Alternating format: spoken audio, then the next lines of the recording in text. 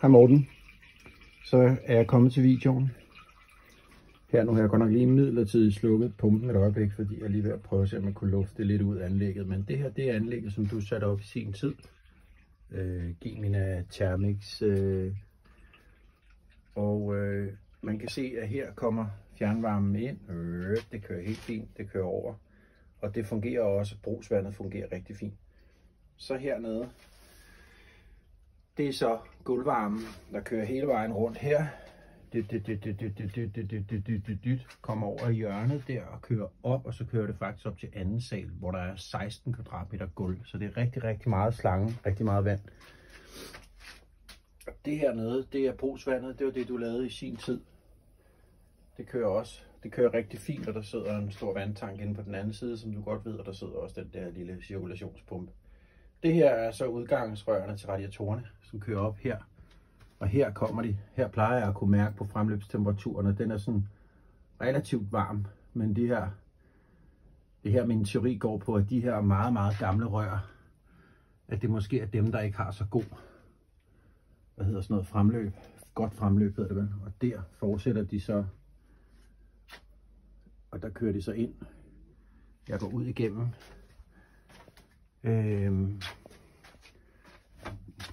Her er der afkoblingen til den radiator, som jeg gerne vil have sat til igen. Her inde bag ved de der kommer de andre rør ud. De kører så over. Kommer ud her. Inde.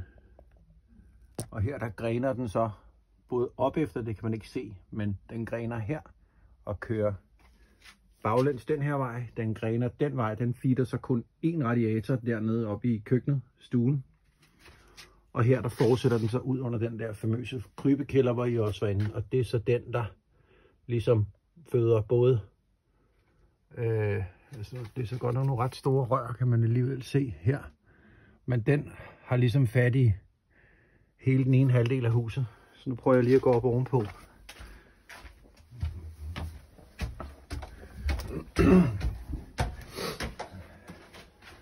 Så er vi oppe i stueplan her.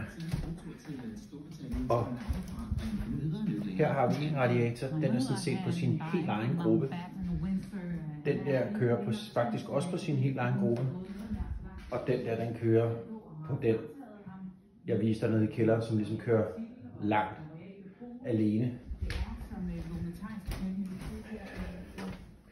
Så går jeg ind i stuen. Her er vi faktisk direkte oven på krybekælderen nu. Og her har vi så den kreds, der er styret af de rør. En radiator, 2 radiatorer hernede. Samme her. En radiator, 2 radiatorer over hjørnet. Et badeværelse med gulvvarme. Så går jeg helt op ovenpå.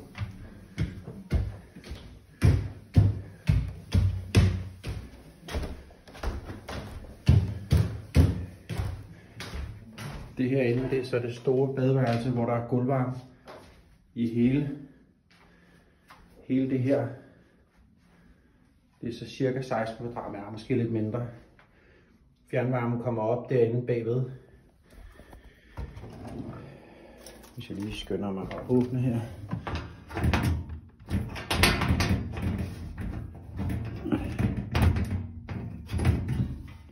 Så er det derinde, der er sådan nogle mærkelige løsninger, spørger du mig.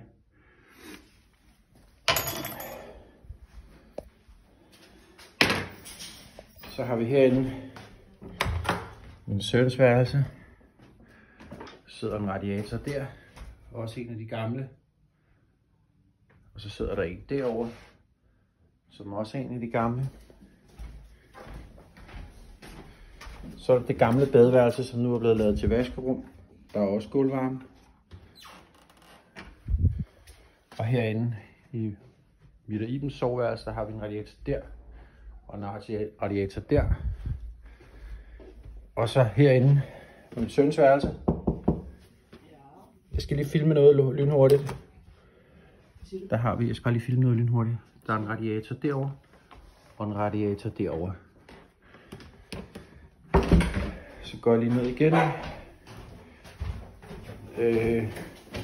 Og det sidste, det var så hernede i gangen. Og vi har sat den der elradiator op, bare for at få en lille smule varme herude i gangen. Fordi vi vil gerne have en radiator op hernede et eller andet sted, som kan lave varme i den her hall. Så